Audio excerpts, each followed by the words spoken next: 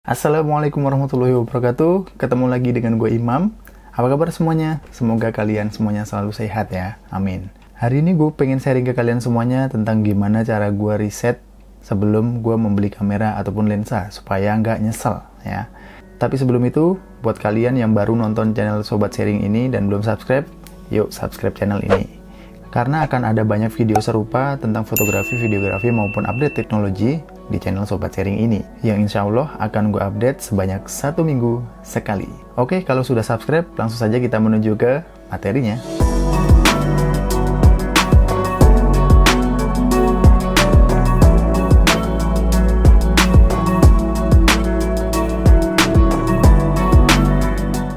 Oke Sobat YouTube, sebenarnya kenapa sih kita harus melakukan riset sebelum membeli sebuah kamera ataupun lensa?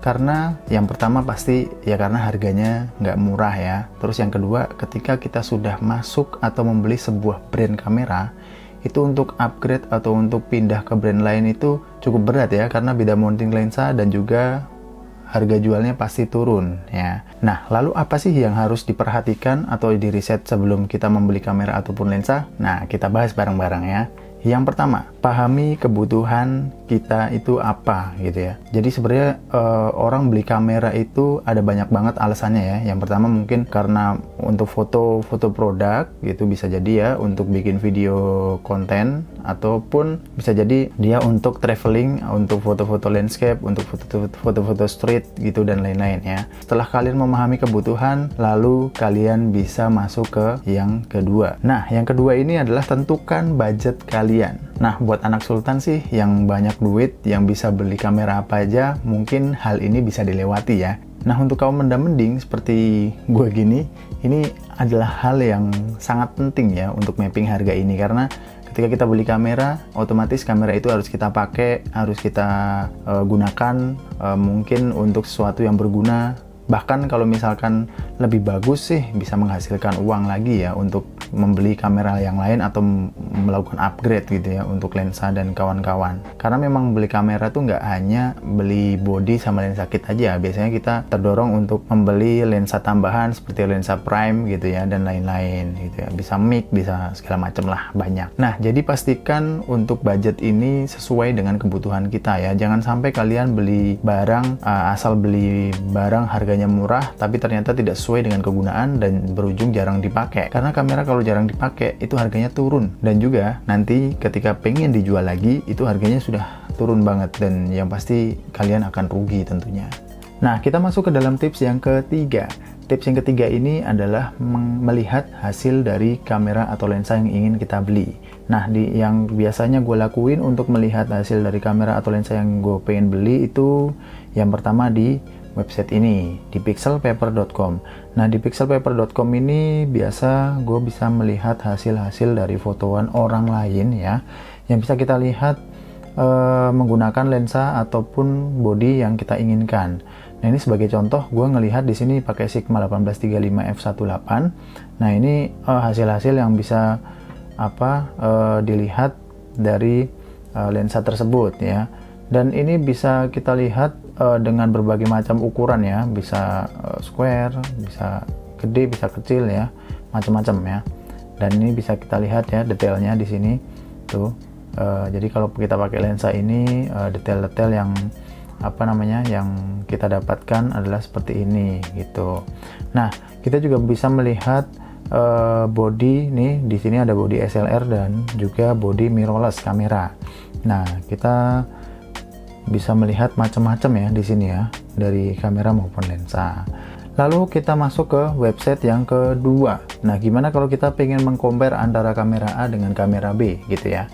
Nah, ini ada website yang bagus banget menurut gua, namanya thepreview.com. Nah, misal kita pengen mengcompare banyak kamera ya, di sini kita bisa lakukan ya. Misalkan ada Panasonic Lumix G7, Sony Alpha 6000 dan juga Canon M50. Nah, kita bisa nambahin lagi ya, misalkan Fujifilm gitu ya, Fujifilm X-T100 nah misalkan seperti ini ya, dan kita bisa mengcompare 4 produk secara langsung ya. Misalkan kita penasaran dengan hasil perekaman video dari kamera A, kamera B, kamera C gitu ya, atau misalkan kita penasaran dengan resolusi atau tanggal launchingnya gitu ya. Nah, kita bisa compare di sini ya. Nah, di sini kita bisa membandingkan antara 4 produk sekaligus ya. Di sini kita bisa melihat review dari the preview seperti apa ya, poinnya berapa, terus juga tanggal launchingnya ya, tanggal launchingnya ini berapa, terus tipenya bodinya seperti apa, sensornya seperti apa, terus image ratio, terus juga file format yang dihasilkan dari kamera ini apa aja gitu ya. Lengkap. Ini adalah website yang menurut gua salah satu referensi gue ketika gue pengen membandingkan antara beberapa kamera secara langsung, dan gue bisa melihat hasil detail-detailnya di sini ya gitu teman-teman. Terus yang terakhir yang bisa gue lakuin saat gue pengen mengcompare atau melihat hasil dari kamera atau lensa yang pengen gue beli, itu adalah di YouTube. Nah, di YouTube ini kita bisa melihat hasil-hasil dari kamera atau lensa yang ingin kita beli. Misal gue pengen tahu hasil dari Sony ya, Sony A6000 Cinematic katakanlah ya. Nah, di sini sudah banyak sekali orang-orang yang membuat video dengan kamera ini ya. Jadi kita bisa melihat bahwa ketika kita membeli lensa atau kamera ini ya, jadi hasil yang akan kita dapatkan kurang lebih akan menjadi seperti ini gitu teman-teman semuanya. Jadi untuk compare, saran gue sih di 3 website tadi, yaitu yang pertama, gue ulangi lagi ya, pixelpaper.com, thepreview.com, dan juga youtube.com tentunya. Nah, lalu yang terakhir, tips yang keempat, di sini gue bisa bilang bahwa tempat untuk membeli kamera itu sangat penting sekali ya, khususnya bagi misalkan gua nggak tahu kamera banget gitu ya, gua akan lebih memilih tempat-tempat penjual kamera yang recommended, misalkan tempat-tempat kamera yang sudah mendapatkan banyak review gitu ya, atau misalkan yang eksis di media sosial apapun. Terus juga biasakan ketika kita membeli kamera itu pastikan transaksinya melalui pihak ketiga ya, atau melalui website atau platform-platform marketplace yang bisa kita andalkan gitu ya, misalkan Tokopedia, Shopee, terus Bukalapak gitu ya.